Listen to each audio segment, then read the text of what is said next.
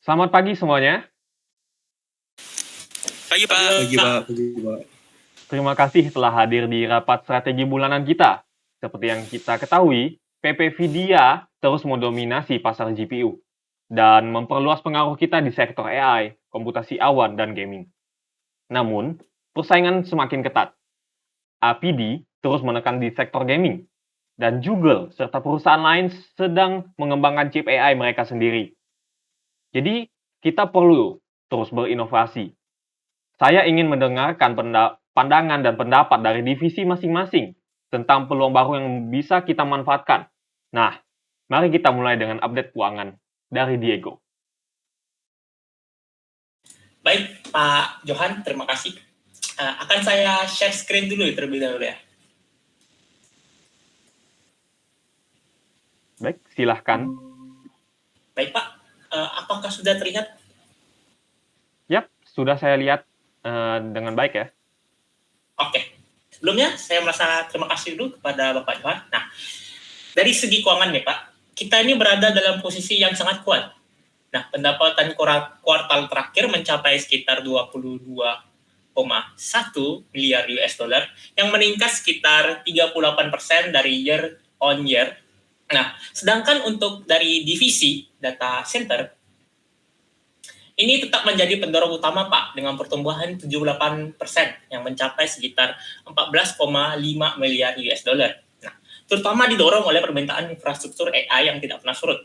Gaming sendiri juga menunjukkan kinerja solid dengan pendapatan sekitar 3,9 miliar US dollar yang tumbuh sekitar 17% Pak. Seperti yang terlihat pada sini, ini untuk data center yaitu 70% dengan total revenue kita pendapatan pertambahan yaitu sekitar 38%. Nah, margin kotor kita tetap di level premium yaitu sekitar 74%. Meskipun ada tekanan pasokan, arus kas bebas berada di level sekitar 80,3 miliar US dollar. Nah, ini memberikan kita fleksibilitas untuk investasi strategis dan program buyback terhadap saham kita. Nah, yang perlu kita waspadai adalah tekanan harga dari kompetitor dan potensi pelambatan pembelajaran infrastruktur AI jika ekonomi mendingin. Nah, juga biaya R&D kita meningkat sekitar 45%. Ini rate expense dibandingkan tahun lalu yang menggambarkan komitmen kita pada inovasi tetapi juga memerlukan pengawasan ketat terhadap ROI-nya apa sendiri Pak. Nah, seperti ini areas yang telah saya monitor sendiri, competitive pressure-nya, dan AI infrastructure spending-nya, dan supply chain pressures-nya. Nah, ini untuk annual revenue trend kita terhadap quarter pada tahun ini dan tahun sebelumnya, Pak. Baik, itu saja yang dapat saya presentasikan. Saya balikan kepada Bapak. Baik sekali ya. Ini sangat baik ya. Tidak apa, ada penaikan biaya R&D, tapi yang penting revenue kita itu naik. Nah, selanjutnya boleh untuk Senior VP Gaming Division. Oke, baik. Terima kasih atas kesempatannya. Sebentar. Oke, baik. Terima kasih Diego atas pemaparannya di bidang finansial. Sekarang saya ingin melanjutkan di divisi AI sini. Jadi, di divisi kami ini telah ada beberapa terobosan signifikan dalam beberapa area. Nah, terutama di arsitektur baru kita yang bernama Blackwell ini terbukti memberi peningkatan sebesar 4 kali lebih besar daripada inferensi model AI, model Hopper atau model sebelumnya gitu. Dengan pelanggan enterprise yang sangat antusias. Nah, sekarang fokus kami ini adalah pengembangan arsitektur Neuro-Symbolic AI yang menggabungkan kekuatan deep learning dengan AI simbolik untuk penalaran yang lebih baik. Ini akan mengurangi kebutuhan data training sebesar 70% dan meningkatkan transparansi model yang sangat penting untuk adopsi enterprise di sektor yang sangat diregulasi seperti kesehatan dan keuangan. Nah, sini tim kami juga fokus pada sistem AI yang lebih efisien energi. Prototipe terbaru kami menunjukkan penurunan konsumsi daya hingga 30% sambil mempertahankan performa yang sama. Ini bukan hanya baik untuk lingkungan, tapi juga mengurangi biaya operasional data center secara signifikan. Nah, sekiranya begitu untuk pemaparan tentang divisi AI, saya kembalikan ke Pak Juan. Nah, bagus sekali ya, Senior Researcher. Sini kita dapat dengan meningkatkan efisiensi dari pemakaian sumber daya kita, apalagi di bagian listriknya. Jadi, lebih aman lingkungan. Selanjutnya yang terakhir yaitu Kevin Chen, silahkan ya. Oke, baiklah. Selanjutnya, sebagai kelanjutan dari laporan keuangannya Pak Diego, divisi gaming ini akan menunjukkan beberapa pertumbuhan yang cukup solid. Silahkan untuk Pak Diego ditampilkan terlebih dahulu presentasinya. Baik, akan saya tampilkan ya.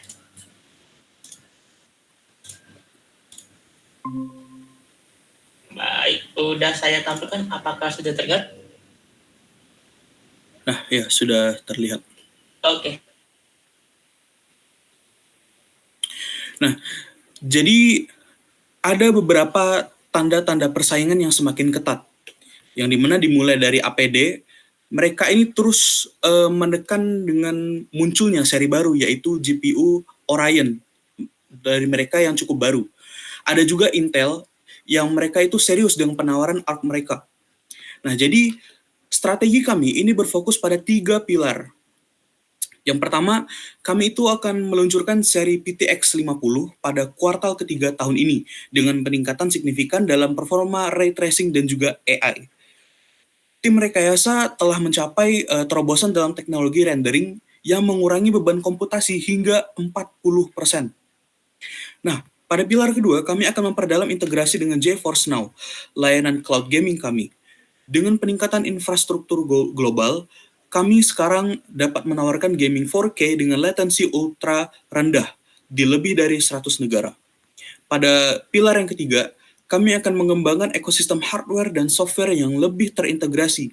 Laptop gaming PPVDIA, peripheral, dan tools pengembangan game sedang dalam tahap pengembangan yang lebih lanjut.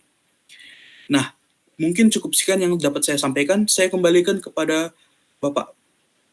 Dipersilahkan.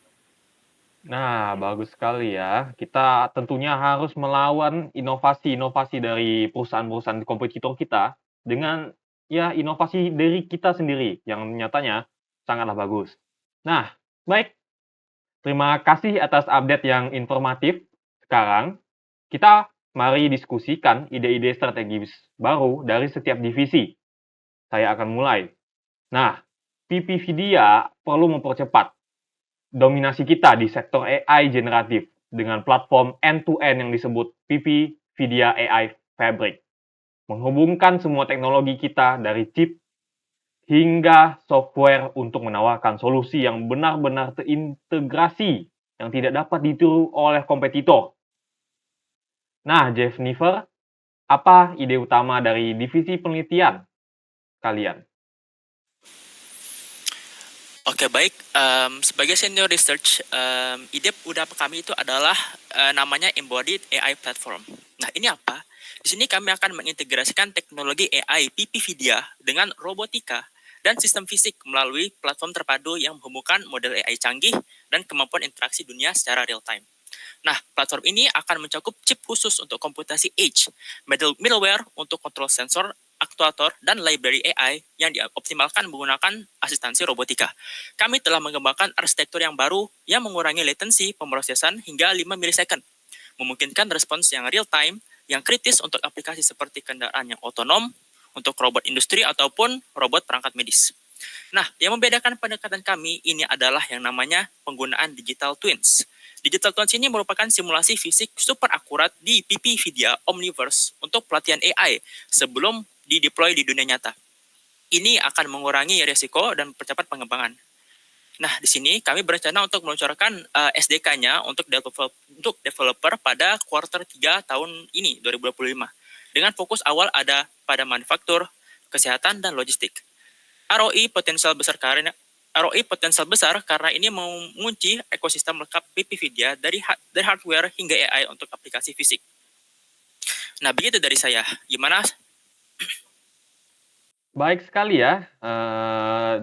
Karena sekarang makin banyak seperti mobil otonomi dan mulai banyak AI digunakan dalam dunia bisnis, pastinya milisecond itu sangat penting, setiap milisecond. Nah, selanjutnya mari kita dengarkan ide baru dari CFO kita, yaitu Diego. Baik, terima kasih Pak Johan. Kan saya jelaskan untuk dari perspektif keuangan dari divisi kami, yaitu ide strategis kami adalah PPVDIA Financial Service Division. Nah, kami ini ingin meluncurkan layanan pembiayaan khusus untuk infrastruktur AI Enterprise. Nah, alasannya sederhana. Biaya implementasi AI Enterprise sangat tinggi. Server DJX kami, networking, dan software dapat mencapai jutaan dolar. Ini menjadi hambatan adopsi, terutama untuk perusahaan menengah.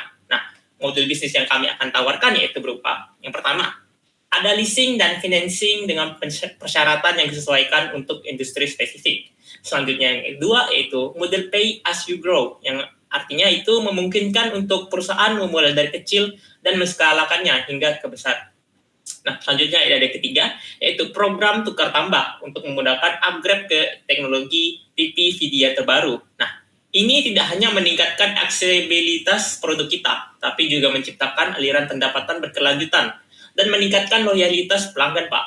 Nah, analisis awal menunjukkan potensi pendapatan baru sekitar 1,5 miliar US dollar dalam 3 tahun dengan margin operasi hingga 25 hingga kisaran 30%, Pak. Nah, itu dari divisi keuangan. Saya kembalikan ke Bapak Johan. Nah, baik sekali ya dengan strategi yang baru ini dan unik demi keuangan kita dalam ya untuk mengisi seluruh upaya kita dalam menciptakan GPU baru dan AI baru.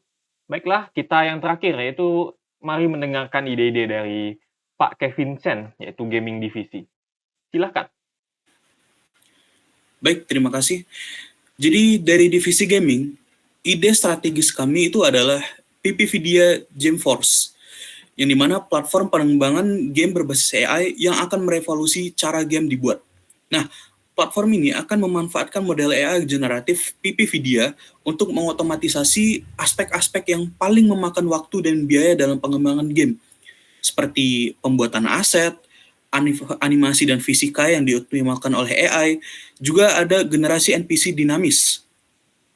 Nah, yang krusial, ini akan terintegrasikan sepenuhnya dengan Unreal Engine dan Unity melalui plugin. Nah, memungkinkan developer itu mengadopsi tools secara bertahap. GameForce akan demokratisasi pengembangan game premium yang memungkinkan studio independen itu dapat menciptakan konten berkualitas AAA dengan waktu dan anggaran yang terbatas. Ini juga akan mendorong pembelian GPU PPVDIA kelas atas karena platform itu dioptimalkan untuk hardware kita.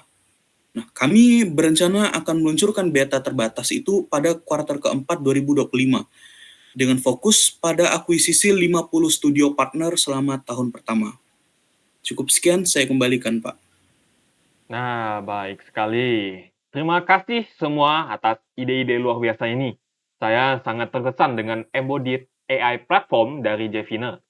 Integrasi robotika dengan kemampuan AI kita bisa membuka pasar vertikal baru yang masif.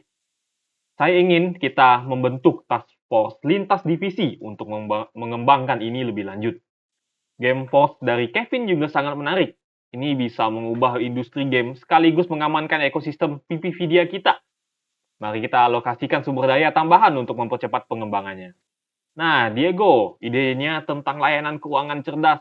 Kita perlu menganalisa aturan regulasi terkait di berbagai negara, tapi ini bisa menjadi game changer untuk adopsi di perusahaan menengah.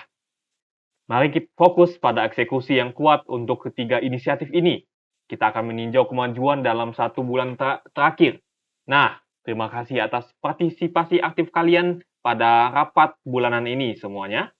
Dan ini adalah penutupnya. Terima kasih semuanya.